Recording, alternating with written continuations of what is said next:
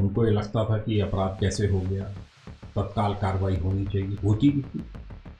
अखिलेश यादव जी के समय में भी होती थी, उनके समय में भी ये डायल 112 और पहले से लीक हो चुका था। मैंने तत्कालीन मुख्यमंत्री जी मिस्टर अखिलेश यादव को तत्काल बताया था और वो पेपर कैंसिल भी हुआ था।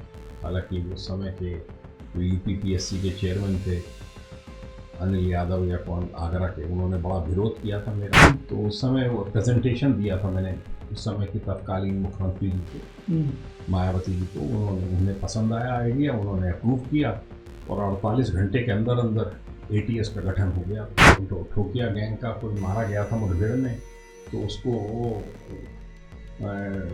ऊपर से लौट रहे थे पहाड़ी पर के ऊपर से, वहीं एक मोड़ था, उसी पर वो एम्बुश लगा के बैठ गया था ठोकिया।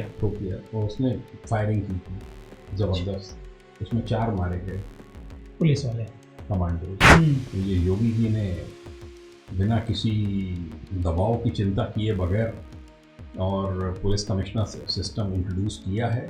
उसके बड़े अच्छे नतीजे इन सब शहरों में, जो बड़े बड़े मेजर सिटीज़ हैं जहाँ जहाँ जारी हुआ है। तो अब आप सोचो कि उसको कोई पकड़ लेगा जाकर, तो ऐसे कोई थोड़ी पकड़ लेगा। तो फायरिंग होगी ही, निश्चित है, चाहे आप मरे चाहे वो मरे। तो कुख्यात अपराधी है, अगर आप उसके घर में जाके रेड डालेंगे, उसके ठिकाने पे रेड डालेंगे, तो वो बैठा हुआ देखता थोड़ी जाएगा आपकी शक्ल, फौरन फायरिंग करेगा। 2007, 8, 9, 10 का पीरियड आप देखिए, कितनी मुठभेड़ें हुई हैं। फिरौती अपहरण कर लेना, फिरौती ले लेना, ठेकेदारों से पैसा लेना, तेंदुआ पत्ते वालों से, ठेकेदारों से पैसा लेना, बीड़ी वालों से लेना, जो भी विकास के कार्य हो रहे हैं उनमें लेना। इसकी इंफॉर्मेशन गवर्नमेंट को दी गई कि आतंकवादी छोड़िए। हाँ, पूरे इनकी फोटो के साथ ऑलरेडी सब भेज दिया था, नरसिम्हा राव जी को दिया था। अच्छा, उमर शेख जो 9/11 का इंटरनेशनल टेररिस्ट है, अलकायदा का नंबर 2 था। ओसामा बिन लादेन के बाद नंबर 2 वही था। मैंने सिर्फ आईपीएस के ही पेपर किए। ऐसा क्यों? बस मुझे शौक था बचपन से पुलिस में जाने का। अच्छी चल रही है, वरना किसी समय पूरे यूपी में एक साथ दंगे होते थे। उसको अरेस्ट किया था, उसको बाद में जसवंत सिंह साहब कंधार छोड़ के आए थे। टॉप टेररिस्ट था वर्ल्ड का। उमर शेख से मुठभेड़ हुई, उमर शेख के हाथ में कंधे पे गोली लगी। तो उमर शेख की प्लानिंग की हुई थी। 9/11 जो न्यूयॉर्क में वर्ल्ड ट्रेड सेंटर पे बॉम्बिंग हुई है, उमर शेख का ही हाथ। ठोकिया ने बल्कि हमारे 4 कमांडो भी मार दिए थे। उसके बाद फिर ठोकिया गैंग पूरा का पूरा साफ किया गया। नहीं करे तो वही कल जगह जगह बॉम्ब ब्लास्ट करेंगे। अब बॉम्ब ब्लास्ट कहाँ होते हैं जैसे पहले होते थे? बम ब्लास्ट तो नहीं होता, उत्तर प्रदेश में नहीं होते हैं। दोस्तों नमस्कार, आप डीएनएम पॉडकास्ट देख रहे हैं और आज के पॉडकास्ट में जो हमारे मेहमान हैं वो एक्स डीजीपी उत्तर प्रदेश हैं, अरविंद कुमार जैन साहब। अरविंद कुमार जैन साहब के नाम एक बड़ा अपराधी, जो डकैत कहेंगे उसको, ददुआ को आपकी टीम ने ही मारा था। और 9/11 की जो घटना हुई थी, उस घटना में जो अपराधी शामिल था उसको पकड़ने में आपका ही रोल रहा है। इस तरह की बहुत सारे रिकॉर्ड आपके नाम हैं। हम आपसे सीधे बात करेंगे। के जैन साहब, आपका बहुत बहुत इस कार्यक्रम में स्वागत है। धन्यवाद। और बताइए जैन साहब, कैसा चल रहा है लाइफ रिटायरमेंट के बाद? ठीक है, बिल्कुल। मैं इंडस टावर्स में बतौर एडवाइज़र वर्क कर रहा हूँ और भी अपना करता रहता हूँ, कुछ ना कुछ बिजी रहता हूँ। आप अखिलेश सरकार में डीजीपी थे और आपको एक्सटेंशन मिला था। और एक्सटेंशन बड़ा लास्ट आवर में आया था। लास्ट आवर में ही आता है। अच्छा। हाँ, मेरा पहला केस था यूपी में। पहला शायद डीजीपी का पहला केस नहीं, किसी भी आईपीएस ऑफिसर को पहली बार मिला था यूपी में एक्सटेंशन। अच्छा। उसके पहले किसी का आईपीएस ऑफिसर को नहीं मिला था। आप जब सर्विस में आए तो आपके पहले से दिमाग में था, जब आप एजुकेशन ले रहे थे, कि आप आईपीएस ही बनेंगे या फिर? मैं अपियर ही केवल आईपीएस के लिए ही किया था, आईएएस के लिए अपियर नहीं किया था। अच्छा, आपने? बस मैंने सिर्फ आईपीएस के ही पेपर दिए थे। ऐसा क्यों? बस मुझे शौक था बचपन से पुलिस में जाने का, और यूपी कार्डर मिल गया। उसके बाद मैंने कोई और कुछ कहीं ट्राई नहीं किया, यूपी में ज्वाइन कर लिया। आपने नौकरी कहाँ से शुरू करी? एएसपी अंडर ट्रेनिंग था मेरठ में, फिर एएसपी था बरेली में, ऐसी ही चलती रही अपना सर्विस। जो पहले के आईपीएस, जब आपके समय में जो आईपीएस पुलिस की जो वर्किंग थी और आज की जो वर्किंग है, इसमें आप कितना डिफरेंस नजर आपको आता है? देखिए, समय समय की बात होती है, परिवर्तन होता रहता है। पर जो पहले के अधिकारी थे, जो मेरा मानना है, वो प्रोफेशनली बहुत साउंड थे, इंटीग्रिटी के बहुत साउंड थे, और उनके साथ सीखने को बहुत कुछ मिलता था। साथ में बैठाते थे, बहुत सी बातें समझाते थे, और उनका एक ये रहता था कि हमें इनको ग्रूम करना है, इनको तैयार करना है आगे की सर्विस के लिए। अच्छा। तो उस उद्देश्य से वो ट्रेनिंग दिया करते थे। अजय राज शर्मा साहब रहे, प्रकाश सिंह साहब रहे, बेदी साहब रहे, एक से एक अधिकारी रहे। तो कैसे ट्रेन करते थे? साथ में बैठा के पब्लिक से किस तरह डील कर रहे हैं, किस तरह से लॉ एंड ऑर्डर सिचुएशन को डील करना चाहिए, किस तरह से क्राइम को डील करना चाहिए, किस तरह से ऑफिस का मैनेजमेंट होना चाहिए, सब बताते थे। अब ये बात नहीं है। अब अब किसी के पास, मुझे लगता है कि बहुत समय नहीं है इन सब चीज़ों के लिए। आप खुद जाके बैठ जाइए तो आप बैठ जाइए, आप सीखते रहिए। वो कोई आपको बुलाने वाला नहीं है, किसी के पास समय नहीं है आज की तारीख में। अब बहुत व्यस्तता सभी की बहुत बढ़ गई है, प्रायोरिटीज सबकी बहुत बदल गई हैं। एक फायर फाइटिंग सी होती रहती है हर समय, वो पहले नहीं थी। फायर फाइटिंग से आशय फायर मतलब फाइट आपस में? नहीं, फायर फाइटिंग से आशय ये है कि आप, अब ये लॉ एंड ऑर्डर प्रॉब्लम आ गई, अब इसको हैंडल किया, फिर दूसरी आ गई, उसको हैंडल किया, कोई इम्पोर्टेंट केस हो गया, उसको हैंडल किया, इतने में कोई और हो गया तो उस पर लग गए। तो ये तो पहले भी बहुत ज्यादा था। होता था पहले भी, पर परिस्थितियाँ बहुत बदल गई हैं। फास्ट क्राइम है, पहले इतना नहीं था। कम्युनल बीच में तो बहुत था, इस गवर्नमेंट में तो खैर कम्युनल हो नहीं रहा तो। सिचुएशन बहुत कंट्रोल में है, बहुत ही अच्छी चल रही है। वरना किसी समय पूरे यूपी में एक साथ दंगे होते थे। तो पहले की सिचुएशन तो ज्यादा क्रूशियल नहीं, थी। ऐसा नहीं है, ऐसा नहीं है। पहले ऐसा हर समय नहीं होता था, कभी कभी हो गया, कभी कभी हो गया किसी जिले में। नहीं, क्राइम भी पहले ज्यादा होता था, जो रैंसम के लिए फिरौती। फर्क क्राइम था, आज की तारीख में फर्क क्राइम है। Digital crime. अब डिजिटल क्राइम है, थोड़ा सा वाइट कॉलर क्राइम है। पहले डकैती वगैरह पड़ती थी, लूट वगैरह होती थी, फिरौती के लिए अपहरण होते थे। ये इन सब घटनाओं पे अब काफ़ी अंकुश लगा है। ये ददुआ और 9/11 को छोड़ करके कोई ऐसी घटना जो आपको बड़ा इंस्पायर की हो या आपको दिल से लगी हो पूरी लाइफ में? बहुत सी ऐसी घटनाएं हैं। जब भी मैं तो हर केस को बिल्कुल व्यक्तिगत रूप से ही लेता रहा हूँ। मतलब ऐसा नहीं किया है मैंने कि उसको बहुत दूर से देखता रहा हूँ कि हाँ भाई कुछ हो रहा है। हर चीज़ को खुद अटेंड करता था, जो भी इम्पोर्टेंट केसेस होते थे। तो शुरुआत सर्विस से ही अपना, ज़्यादातर मेरी पोस्टिंग्स फील्ड में ही रही हैं। हाँ।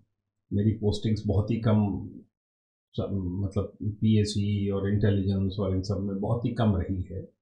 तो मैं अपना कहीं कोई प्रॉब्लम हुई तुरंत वहाँ पहुँच जाना, वहीं भेज दिया गया, ट्रांसफ़र कर दिया गया, उसको अटेंड करना, तो ये सब लगा रहता था। तो क्राइम से तो हमेशा डील किया है, और महत्वपूर्ण क्राइम से डील किया है। एज एएसपी अंडर ट्रेनिंग भी मैंने सर्किल का चार्ज होल्ड किया। जो बागपत सर्किल है, वो मुझे अजय राज शर्मा साहब ने दिया था।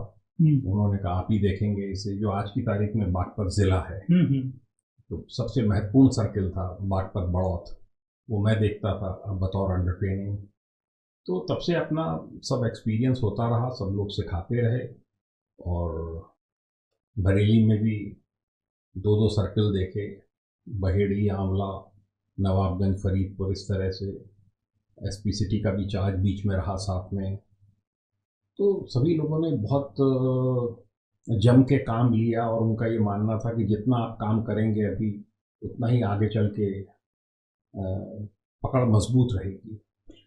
बतौर एसएसपी अगर मैं पूछूं आपसे, तो कोई बड़ा घटना हुई, कोई बड़ा अपराधी पकड़ा गया हो?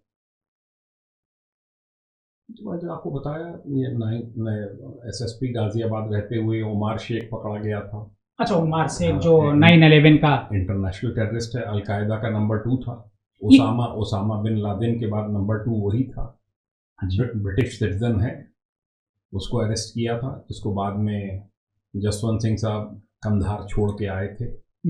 टॉप टेररिस्ट था वर्ल्ड का, वो पकड़ा गया था। ये कैसे पता चला उसके बारे में? वो रेड करने गए थे, तो जब रेड करने गई थी पुलिस टीम मसूरी थाने में गाजियाबाद में, तो कुछ लोग एक दो लोग छत से कूद के भागे पुलिस को देखकर। तो ये हुआ कि भाई क्यों भागे, तो चेक किया गया तो उसमें नीचे एक अमेरिकन सिटीजन एक बंद कमरे में बैठा हुआ था। वो उसको चेनों से बांध रखा था। अच्छा। जो जानवर की मोटी चेन होती है उससे बांध रखा था। तो उसको रेस्क्यू कराया गया कि भाई ये कौन है। तो इंग्लिश बोल रहा था, तो फोर्स को दिक्कत हो रही थी। तो मैंने जब इस बात को सुना, मेरे घर के पास ही था, ऑफिस के पास ही था मसूरी थाना, तो मैं तुरंत रश किया वहाँ जाके। जब मैंने बात की, पुलिस वालों का मानना था कि कोई पागल आगल है। तब पता चला कि इसकी तो किडनैपिंग हुई थी और इसके साथ और भी ब्रिटिश फ्रेंच सिटीजन थे जिनकी किडनैपिंग हुई थी दिल्ली से। तो फिर पूरा गैंग वर्कआउट हुआ। उमार शेख से मुठभेड़ हुई। उमार शेख के हाथ में कंधे पे गोली लगी। उमार शेख यही था जो जंजीर से बांधा गया था? नहीं, ये उमार शेख ये नहीं था, ये तो अमेरिकन सिटीजन था। अच्छा। उमार शेख वगैरह नहीं बांधा था। अच्छा। इन्होंने बांध के डाला था यहाँ। और इन सब के बदले में 10 कुख्यात आतंकवादियों की गिरफ्तारी की demand prime minister of India से की गई थी। अच्छा। कि इनके बदले। पर वो इसके पहले कि वो डिमांड उनकी पूरी होती या उस पर कार्रवाई होती, ये मुठभेड़ें हुई। यहाँ भी हुई, सहारनपुर में भी हुई। सहारनपुर की मुठभेड़ में मेरा एक इंस्पेक्टर ध्रुवलाल यादव जो है और एक सिपाही वो शहीद हो गए थे। अच्छा। ये इसी गैंग के लोग थे? सब ये इसी के उमार शेख के साथ के ही सब लोग थे। अलकायदा का गैंग था पूरा। ये यहाँ आए क्यों थे ये लोग? क्राइम करने, सब टेररिस्ट हैं। अमेरिका इसके बाद में जाकर के इन लोगों ने तो सब पूरा प्लानिंग की थी, सभी जानते हैं। तो उमार शेख की प्लानिंग की हुई थी। 9/11 जो न्यूयॉर्क में वर्ल्ड ट्रेड सेंटर पे बॉम्बिंग हुई है, उमार शेख का ही हाथ था उसामा बिन लादेन के साथ। तो ये पाकिस्तान से ऑपरेट कर रहा था। और इस जो आपने पकड़ा था वो गाजियाबाद जेल में बंद था या? गाजियाबाद जेल में बंद रहा। तो जब उसे छोड़ा गया तो गाजियाबाद जेल से ही निकाल के ले गए थे। अच्छा, ले करके पाकिस्तान जाएगा जो कंधार विमान? कंधार में छोड़ के आए थे जसवंत सिंह। तो इससे इंट्रोगेशन जब हुआ उमर शेख से, तो उसने बताया कि इंडिया में हम क्राइम करने के लिए आए हैं, अटैक कोई सब बताया पूरा। कोई अटैक भी इसने किया? नहीं, अटैक नहीं, ये बहुत मेजर घटना की थी ये वाली। एक अमेरिकन सिटीजन किडनैप कर लिया था, ब्रिटिश सिटीजन किडनैप। ये कहाँ से किडनैप किया था? दिल्ली। अच्छा, दिल्ली से किडनैप कर मजनू का टीला, वहाँ से किडनैप किए थे ये सब। इनको देहात घुमाने के बहाने, इनको रूरल एरिया दिखाने के बहाने इनको गुमराह किया था। इन लोगों को लेके गए थे और फिर बाद में किडनैप कर लिया था। 4 को रखा गया था सहारनपुर में, एक को हमारे यहाँ रखा गया था मसूरी थाने के क्षेत्र में, गाजियाबाद। अच्छा, तो ये रैंसम के लिए या कोई और वजह थी? इनके बदले आतंकवादी छुड़वाने थे। इसकी इंफॉर्मेशन गवर्नमेंट को दी गई थी कि आतंकवादी छोड़िए। हाँ, पूरे इनकी फोटो के साथ ऑलरेडी सब भेज दिया था नरसिम्हा राव जी को। पर इसके पहले कि कोई उस पर आगे कार्रवाई होती, ये मुठभेड़ें हो गई। ये जब डिमांड ये सब कहाँ से किए होंगे, पाकिस्तान से या यहीं से? नहीं, इंडिया में रह के ये वहाँ क्या है, जामिया मिलिया वगैरह में रह रहे थे, तो वहीं से इन लोगों ने डिमांड करी। ये बड़ा मुझे लगता है कि टेरर अटैक, बहुत कुख्यात आतंकवादी हैं ये। पूरा गैंग ही बहुत नोटोरियस था इनका। आप एसटीएफ में भी बहुत लंबे समय तक आईजी रहे। मैं रहा। एसटीएफ में, चूंकि एसटीएफ तो इसीलिए बनी थी श्री प्रकाश शुक्ला को मारने के लिए। श्री प्रकाश शुक्ला मार दिया गया 90 के दशक में, 99 में शायद मारा गया है। उसके बाद जो ददुआ था, शिव कुमार उर्फ ददुआ, जो एक तरीके से कहेंगे कि चित्रकूट बांदा का सबसे बड़ा डकैत था, उसको शायद आपने। हमारी टीम ने ही मारा था। अमिताभ यश भी थे उस समय, एसपी थे, और एसटीएफ ने ही उसको मारा था। उसको और उसकी पूरे गिरोह को मारा गया था, और सालों से वांछित था ददुआ। फिर उसके बाद ठोकिया मारा गया। ठोकिया ने बल्कि हमारे 4 कमांडो भी मार दिए थे। उसके बाद फिर ठोकिया गैंग पूरा का पूरा साफ किया गया। ये 2 गैंग पूरे के पूरे उस क्षेत्र से निपटाए गए। ददुआ तक कैसे पहुंची पुलिस? सब मुखबिरी होती है, सब तलाश की जाती है। डायरेक्ट मुठभेड़ हुई थी। या इलेक्ट्रॉनिक सर्विलांस? इलेक्ट्रॉनिक सर्विलांस भी रहा होगा। इलेक्ट्रॉनिक सर्विलांस का तो सहारा लिया ही जाता है। उस समय उतना ज़्यादा नहीं था। पर यह है कि नहीं था, पूरा था इलेक्ट्रॉनिक सर्विलांस। 2007 की बात है। पूरा इलेक्ट्रॉनिक सर्विलांस का पूरा सिस्टम था, और ये तो बहुत ज़बरदस्त ऑपरेशन दोनों हुए थे चित्रकूट में, बांदा में। ये ददुआ का मोडस ऑपरेंडी क्या थे? किस तरीके का क्राइम वो करता था? मोडस ऑपरेंडी तो क्लियर है अपना। फिरौती, अपहरण कर लेना, फिरौती ले लेना, ठेकेदारों से पैसा लेना, तेंदुआ पत्ते वालों से, ठेकेदारों से पैसा लेना, बीड़ी वालों से लेना, जो भी विकास के कार्य हो रहे हैं उनमें लेना, जो इंजीनियर्स हैं उनसे पैसा वसूलना, यही काम थे। अच्छा। और ठोकिया और ददुआ में क्या डिफरेंस था, या उसी गैंग का ठोकिया भी था? ठोकिया अलग गैंग था, ददुआ अलग था। ठोकिया भी बहुत नोटोरियस गैंग था। ये भी फिरौती लेता था? हाँ, यही सब काम उसके थे। तो ददुआ का ज्यादा आतंक था कि ठोकिया का? ददुआ का भी था, ठोकिया का अपने क्षेत्र में था, उतना ही था। सर, ठोकिया के कुछ लोग मारे गए थे, उसके बाद उसने पुलिस पे शायद तो बीच में मुठभेड़ होती रहती है, मारते रहते हैं।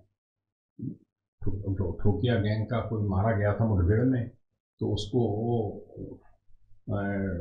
ऊपर से लौट रहे थे, पहाड़ी पर के ऊपर से, वहीं एक मोड़ था, उसी पर वो एम्बुश लगा के बैठ गया था ठोकिया, और उसने फायरिंग की थी जबरदस्त। उसमें 4 मारे गए पुलिस वाले कमांडोज। ये सब एसटीएफ के ही थे? एसटीएफ के, कुछ घायल भी हुए थे। उसी के बाद एसटीएफ ने उस पर, उसी के साथ हफ्ते 10 दिन के भीतर ही मार दिया गया था। तो ठोकिया, अब कोई ददुआ गैंग का और ठोकिया गैंग का कोई अपराधी तो उसके बाद शायद और गैंग ज्वाइन कर लिया होगा, तो कर लिया होगा, मैं नहीं जानता। वैसे तो गैंग दोनों खत्म कर दिए थे, बिल्कुल जड़ से समाप्त कर दिए थे, ठोकिया और ददुआ दोनों।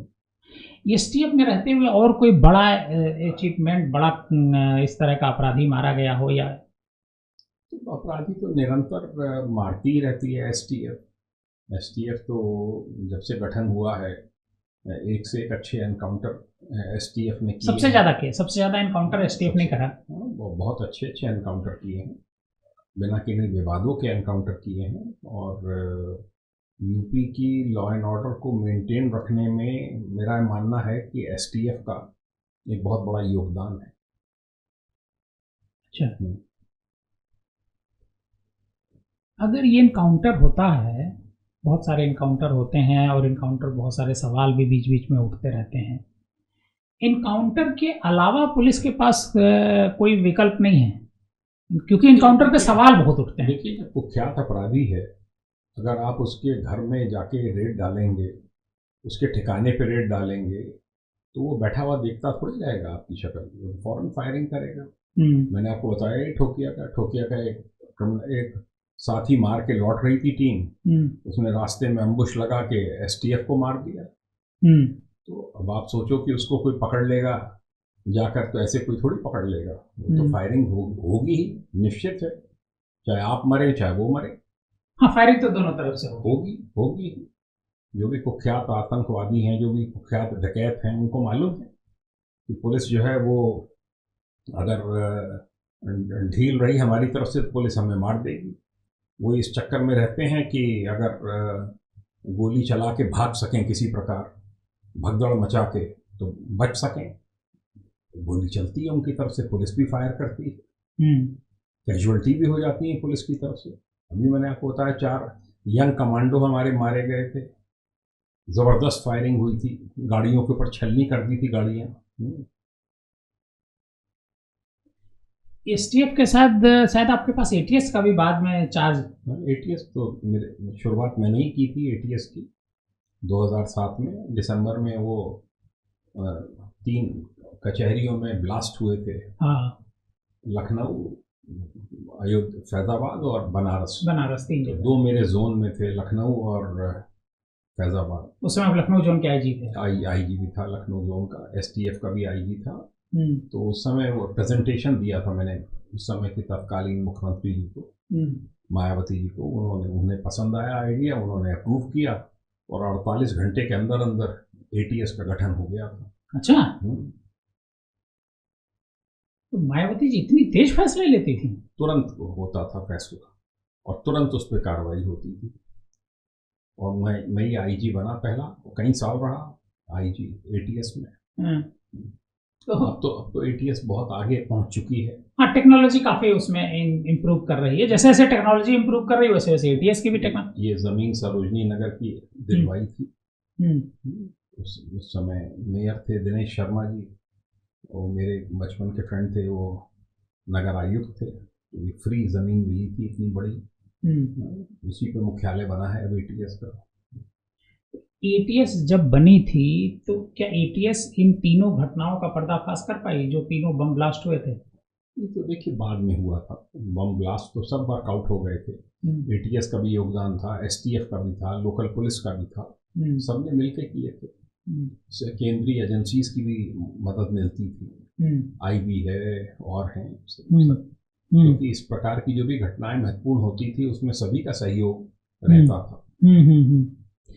लेकिन ये जो एटीएस बनी, एटीएस ने बड़ा काम किया उसने, लेकिन उसका काम अगर एसटीएफ और एटीएस को हम देखें तो एसटीएफ का काम नजर आता है, बट एटीएस का काम उतना वो आपको इसलिए नजर आता है कि वो मुठभेड़ वगैरह करते हैं। हाँ, जो तुरंत एक्शन लेते हैं अपराधियों से। हाँ, उनका काम है टेररिस्ट से। हाँ, टेररिस्ट के संबंध में डेटा बैंक इकट्ठा करना, कौन कौन जो है वो किस प्रकार की उसके पास मैसेजेस आ रहे हैं, क्या वो कोई स्लीपर सेल बना रहा है, क्या वो कोई गिरोह फॉर्म करना चाह रहा है, कोई मॉड्यूल तैयार कर रहा है, उसको बस्ट करना। आए दिन एटीएस पकड़ती रहती है और बस्ट करती रहती है जितने स्लीपर मॉड्यूल्स हैं और हैं। तो ये बहुत बड़ा योगदान है। अगर नहीं करे तो वही कल जगह जगह बॉम्ब ब्लास्ट करेंगे। अब बॉम्ब ब्लास्ट कहाँ होते हैं जैसे पहले होते थे? बम ब्लास्ट तो नहीं होता, उत्तर प्रदेश में नहीं होते हैं। आपके समय जब एटीएस में आप थे तो किस टेररिस्ट गैंग के खिलाफ आपने एक्शन लिया था? इतना तो इस समय बता पाना मुश्किल है। जो भी आते रहे लाइफ में, जो जो छोटी मोटी घटनाएं होती रहीं, पकड़े गए, जो दिल्ली में बाटला हाउस वाले थे, बाटला हाउस कांड, उसके जो टेररिस्ट थे उनमें से कई हम लोगों ने पकड़े। राजीव कृष्णा साहब थे, राजीव सबरवाल साहब थे मेरे, जो डीजीपी आज के। हाँ, तो सब बहुत से पकड़े गए उस समय। अहमदाबाद इसके, आजमगढ़ के शिबली कॉलेज के पढ़े हुए बहुत से आतंकवादी पकड़े गए उस समय। एटीएस ने पकड़े। एटीएस ने जो पकड़े थे उनसे अहमदाबाद के बॉम्ब ब्लास्ट खुले, जयपुर के बॉम्ब ब्लास्ट खुले, और कितनी घटनाएं खुली। और अहमदाबाद के तो बहुत बड़ी घटनाएं थी जो खुली। अरेस्ट यहीं से हुई थी, यहीं पे हम लोगों ने की थी अरेस्ट। ले गए थे अहमदाबाद पुलिस वाले रिमांड पे यहाँ से, बाद में जयपुर पुलिस रिमांड पे ले गई। फिर जयपुर पुलिस ने अपने यहाँ जो जयपुर सिटी में जो ब्लास्ट हुए थे, जो बड़े फेमस हुए हैं, चर्चा काफी थी। हाँ, तो वो उसी टेररिस्ट से सब खुले थे। तो एक से एक टेररिस्ट की गिरफ्तारी की है एटीएस ने। बहुत से कुख्यात आतंकवादी मारे हैं, अफगान टेररिस्ट मारे, पाकिस्तानी टेररिस्ट मारे, सब मारे गए हैं। 2007, 8, 9, 10 का पीरियड आप देखिए, कितनी कितनी मुठभेड़ें हुई हैं। इसी दौरान अयोध्या का भी घटना हुई थी। तो मैंने आपको बताया ना, 2007 में हुई थी। नहीं, 2007 वाली नहीं। अच्छा, नहीं, वो जो वहाँ पे अटैक हुआ था। वो उसके बाद का है शायद, मैं तब नहीं था IG ATS, उसके बाद का है। सब मारे गए थे मुठभेड़ में। हाँ, वो तो सब वही मार दिए गए थे। ये जो पुलिस कमिश्नर सिस्टम आज की तारीख में चल रहा है, इसकी परिकल्पना आपने शायद करी थी। हाँ, की थी। मायावती जी से उसका डिस्कशन भी हुआ था, कई जगह बनाने की बात भी थी। बस फिर वो ये होता था कि स्कटल हो गया अपना, कुछ लोग अपोज करते थे, फिर वो ठंडे बस्ते में चला गया। तो ये योगी जी ने बिना किसी दबाव की चिंता किए बगैर और पुलिस कमिश्नर सिस्टम इंट्रोड्यूस किया है। उसके बड़े अच्छे नतीजे इन सब शहरों में, जो बड़े बड़े मेजर सिटीज़ हैं, जहाँ जहाँ जारी हुआ है, बहुत आमूल चूल परिवर्तन हुआ है लॉ एंड ऑर्डर सिचुएशन में। लेकिन ट्रैफिक सिस्टम तो बड़ा खराब हो गया। ट्रैफिक सिस्टम ही के लिए नहीं है, वो तो लॉ एंड ऑर्डर के लिए भी है। ट्रैफिक सिस्टम के लिए पुलिस कहाँ से अकेले जिम्मेदार है? जब आबादी बढ़ रही है, सड़कें वही हैं, इसमें तो नगर निगम का रोल है, PWD का रोल है, डिस्ट्रिक्ट एडमिनिस्ट्रेशन का रोल है। इसमें कोई पुलिस का ही अकेले रोल थोड़ी है। आपको सड़कें चौड़ी करनी पड़ेंगी, सड़कों को मेंटेन करना पड़ेगा, आपको पार्किंग के लॉट्स बनाने पड़ेंगे। ये सब पुलिस के हाथ में थोड़ी है।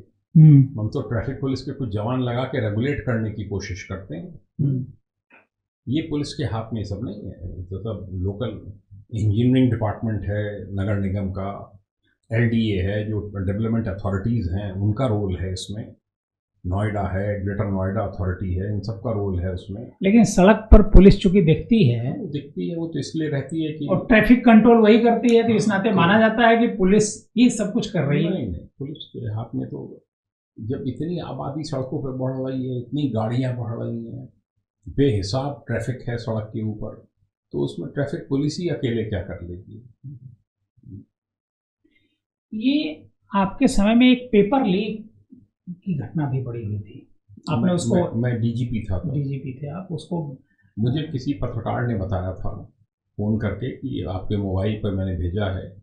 10 बजे से पहले ही भेज दिया था, पूरा का पूरा पेपर भेज दिया था, पूरा आंसर भेज दिया था। मैंने 10 बजे के बाद भेजकर STF और लोकल पुलिस से कंफर्म कराया, तो पता चला वही क्वेश्चन पेपर आया था, और वो पहले से लीक हो चुका था। मैंने तत्कालीन मुख्यमंत्री जी मिस्टर अखिलेश यादव को तत्काल बताया था, और वो पेपर कैंसिल भी हुआ था। हालांकि उस समय के जो UPPSC के चेयरमैन थे, अनिल यादव या कौन, आगरा के, उन्होंने बड़ा विरोध किया था मेरा। तो मैंने बताया था, मैंने कहा पेपर लीक हो गया है, 10 बजे से पहले मेरे मोबाइल पर आ गया है, और वही पेपर 10 बजे के बाद खुल रहा है। तो इसका मतलब कि लीक हो गया। ये पेपर लीक उसके बाद आपने जानने की कोशिश की कि पेपर लीक कैसे हो रहा है? वो तो अलग अलग तरीके होते हैं, कभी सेंटर से होता है, कभी प्रेस से होता है, कभी रास्ते में जहाँ पे पेपर इकट्ठे किए जाते हैं, किसी भी एजेंसी पे जो कि ट्रांसपोर्ट करती है, ट्रांसपोर्ट एजेंसी से होता है, कहीं से भी हो सकता है पेपर लीक। तो इसके लिए तो हर स्टेज पर बड़ी सख्त निगरानी की आवश्यकता है। जैसे इस बार हुई जो 60,244 की भर्ती हुई है, ये पुलिस में जो भर्ती हुई, उत्कृष्ट स्तर की भर्ती हुई है, हर स्टेज पे निगाह रखी गई। राजीव कृष्णा और इनकी टीम ने ज़बरदस्त काम किया है उसमें, भर्ती बोर्ड में। जो पेपर लीक, ये बहुत बड़ी समस्या है यूपी की। अब यूपी क्या, मुझे लगता है पूरे देश की है। राजस्थान, मध्य प्रदेश, हर जगह लीक होता है, वेस्ट बंगाल, तो सब जगह होता है। अभी झारखंड में हो गया, बिहार है, इसमें ये सब इतने स्टेक्स बड़े हैं, इसमें इतना इसमें पैसे का इन्वॉल्वमेंट है कि इसलिए चलता है। पर अब जो यूपी ने सिस्टम डिवाइस किया है, जिस तरीके से STF निगरानी रखती है पेपर लीक करने वालों के ऊपर, अब बड़ा मुश्किल होगा। और अब स्पेशल एक्ट भी लाए हैं योगी जी, उसमें बड़ी सख्त सजाओं का प्राविधान है। इस सब का असर पड़ेगा बहुत। ये जो पहले की पुलिसिंग थी और आज की पुलिसिंग, जिस तरीके से एक्शन हो रहा है, उसमें कितना फर्क आपको, चूंकि आप आज भी ऑब्जर्व करते हैं, आप बहुत सारे ऑफिसर से भी मुलाकात करते हैं, आज भी गवर्नमेंट के बहुत सारी कमेटियों में आप हैं, मैं उसका जिक्र यहाँ नहीं करना चाहूँगा। कितना फ़र्क आया है? देखिए, क्राइम का पैटर्न बदल रहा है, क्राइम का तरीका बदल रहा है, और क्रिमिनल्स का बड़ा फास्ट मूवमेंट है, inter district inter state movement है, इसलिए उतना ही सतर्क रहना पड़ता है। इलेक्ट्रॉनिक सर्विलांस के माध्यम से जो इन्फॉर्मर सिस्टम है हमारा, उसके माध्यम से एक्टिव रहना पड़ता है। और जो भी घटनाएं प्रमुख प्रमुख हो रही हैं उत्तर प्रदेश में, आप देख रहे होंगे 72 घंटे में, 4 दिन में, 5 दिन में उनका वर्कआउट हो जाती हैं। क्रिमिनल्स या तो एनकाउंटर में मारे जा रहे हैं या पकड़े जा रहे हैं। ये शायद इलेक्ट्रॉनिक सर्विलांस की वजह से, इलेक्ट्रॉनिक सर्विलांस का भी इसमें योगदान है। और बाकी ये है कि रेड्स जब डालते हैं, छापेमारी होती है, तो बहुत सी सूचनाएं मिलती हैं, उसी को आगे डेवलप करते चलते हैं, उसी में आगे चलकर अपराधी पकड़ा जाता है। नहीं, हमारा क्वेश्चन ये है कि जैसे पहले जो क्राइम होते थे, क्राइम का जो पैटर्न आपने बताया कि बदला हुआ है, आपने बीच में एक बात कही कि वाइट कॉलर क्रिमिनल्स जो है सामने आ रहे हैं। तो वाइट कॉलर तो पहले भी थे, बड़े बड़े माफिया थे। वो वाइट कॉलर नहीं थे, वो तो क्रिमिनल थे शुद्ध रूप से। वाइट कॉलर क्राइम होते हैं जो पढ़े लिखे हैं, जो अपना फोर्जरी कर रहे हैं, आप तरह तरह के स्कैम्स देख रहे हैं, तरह तरह के फ्रॉड्स कर रहे हैं, बैंक फ्रॉड कर रहे हैं, ये डिजिटल अरेस्ट कर रहे हैं, ये लोगों को मूर्ख बना रहे हैं मोबाइल पे। आप देख रहे हैं सैकड़ों घटनाएं हो रही हैं, ये तो रोज हो रहा है, सैकड़ों घटनाएं हो रही हैं। तो ये है, पढ़े लिखे लोग हैं, ये वो नहीं है तमंचे वाले क्रिमिनल नहीं हैं, ये पढ़े लिखे हैं। ये लैपटॉप लेके बैठे हैं या डेस्कटॉप लेके बैठे हैं, आईपैड लिए बैठे हुए हैं, कहीं पर मोबाइल कहीं पे है। बहुत से सेंटर्स फेमस हो गए हैं इंडिया में, तो वहाँ से अपना कर रहे हैं। और रिटायरमेंट के बाद आपने 2015 में आप रिटायर हुए। 2015 के बाद जो पुलिसिंग, जो 2015 में जब आप रिटायर होते हैं, तब भी अखिलेश यादव जी की सरकार होती है, उसके बाद और उसमें मायावती जी और अखिलेश यादव की जो वर्किंग स्टाइल है, दोनों में, चूंकि आप डीजीपी उनमें रहे और उनमें आईजी रहे, और मायावती का सबसे खास अधिकारी आपको माना जाता था। जब आप थे आईजी शायद तुरंत आपको, मायावती जैसे मुख्यमंत्री बनी थी, तुरंत आप लखनऊ के आईजी पोस्ट हो गए थे। तो दोनों की वर्किंग में क्या डिफरेंस? देखिए, हर चीफ मिनिस्टर की अपनी वर्किंग होती है। मायावती जी की अलग वर्किंग थी, अखिलेश यादव जी की अलग थी, योगी आदित्यनाथ जी की अलग है, सबकी अलग अलग है। पर सभी का प्रयास यही होता है, मेरा मानना है कि क्राइम कंट्रोल में रहना चाहिए। मायावती जी की टॉलरेंस बहुत कम थी अपराधों के प्रति, टॉलरेंस कम थी, बहुत कम थी। उनको ये लगता था कि अपराध कैसे हो गया, तत्काल कार्रवाई होनी चाहिए, होती भी थी।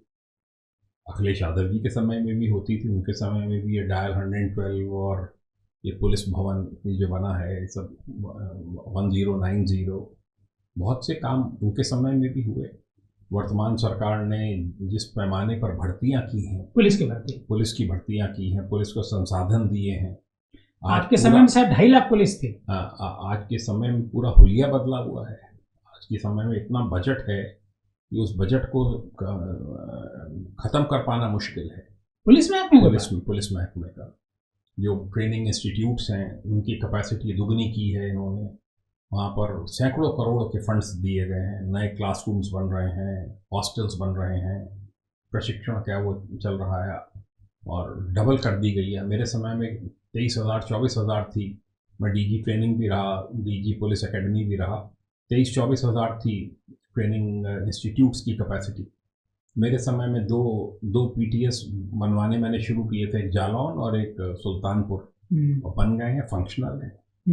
उन्नाव का पूरा रूपरेखा बदली गई थी पीटीएस उन्नाव की, और पीटीएस मेरठ है, पीटीएस मुरादाबाद है, पीटीसी मुरादाबाद है, इनकी क्षमता बढ़ाई गई थी।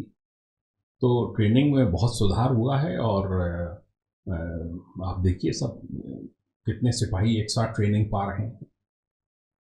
ट्रेनिंग तो पा रहे हैं, लेकिन अगर पब्लिक परसेप्शन देखा जाए तो पब्लिक परसेप्शन पुलिस के प्रति जो आज से 30 साल पहले था, 40 साल पहले था, वही है कि पुलिस सुनती नहीं। देखिए, वो अपनी बात एक अलग जगह है, वो एक अलग विषय है। वो उसका ट्रेनिंग में तो सभी को बताया जाता है कि आप जो है भाई सबका वो करिए, सेंसिटाइज भी किया जा रहा है। धीरे धीरे बदलाव भी आ रहा है, पढ़े लिखे लड़के लड़कियां आ रहे हैं पुलिस में, बीकॉम है, बीटेक हैं, अरे बहुत पढ़े लिखे आ रहे हैं, एम.कॉम है, एम.टेक तक के लोग आ रहे हैं, सब आ रहे हैं। तो उनसे अपेक्षा की जाती है कि वो अपना एक अच्छा व्यवहार रखेंगे, पढ़े लिखे हैं तो उनको व्यवहार अच्छा करना चाहिए। अपेक्षा यही की जाती है उनसे, लोगों से बात करें, उनसे हमदर्दी रखें, जो कानून पसंद लोग हैं उनकी मदद करें, जो क्रिमिनल्स हैं उनके खिलाफ टफ होके चलें। यही पुलिसिंग है और क्या है। अभी एक कस्टडी में डेथ हो गई 3-4 दिन पहले हरदोई में, 5 दिन तक उसको रखा और उसकी डेथ हो गई। देखिए, जो भी इस तरह की इलीगल एक्टिविटी में इंडल्ज करेगा वो फंसेगा, जेल जाएंगे सभी, मर्डर का मुकदमा कायम होगा। तो उनको सबक मिलता भी रहता है। फिर भी अगर कोई इस प्रकार की अवैध गतिविधि कर रहा है तो उसको उसके जिम्मेदारी लेनी पड़ेगी और उसकी सज़ा भी उठानी पड़ेगी। आपके समय में कोई इस तरह की इलीगल एक्टिविटी जो बड़ी आपको नजर आई हो और आपने उसका? ऐसा नहीं है, वो आती थी तो तुरंत उस पर कार्रवाई हो जाती थी कि भाई अगर कोई ऐसा है, कोई नहीं चाहता है, नोटेबल कोई भी नहीं चाहता है कि कोई ऐसी घटना हो उनके क्षेत्र में। अरविंद कुमार जैन साहब से आज बड़ी लंबी चर्चा हुई बहुत सारे मुद्दों पर आपके कार्यकाल को लेकर के, और जो सबसे बड़ी बात थी, ददुआ आपके समय में मारा गया और वो आतंकवादी पकड़ा गया जिसको कंधार ले जाकर के जो हमारी सरकार के लोग थे वो छोड़ाए। बरेली में 2 आतंकवादी पकड़े थे। बरेली में 2 आतंकवादी पकड़े थे जब मैं एसपी सिटी था। कुख्यात आतंकवादी थे। उन्होंने कानपुर में विलायती राम कात्याल विधायक, कांग्रेस के विधायक थे, उनकी हत्या की थी, उनके गनर की हत्या की थी और वहाँ से भाग रहे थे। उनको मैंने बरेली में पकड़ा था। दर्जनों मुकदमों में वांटेड थे पंजाब से। अच्छा। मेरे बैचमेट की हत्या की थी एसएसपी पटियाला की, पटियाला स्पोर्ट्स स्टेडियम में। वहाँ के एसपी सिटी की हत्या की थी, उनमें वांछित थे। 80,000 रुपये का रिवार्ड भी हम लोगों को उस समय मिला था। आपको शायद गैलेंट्री में मिला है? मेरे वो हैं मेरिटोरियस, प्रेसिडेंट मेरिटोरियस मेडल है, डिस्टिंग्विश सर्विस मेडल है। तो जैन साहब बहुत बहुत धन्यवाद आज के इस पॉडकास्ट में आने के लिए। Thank you.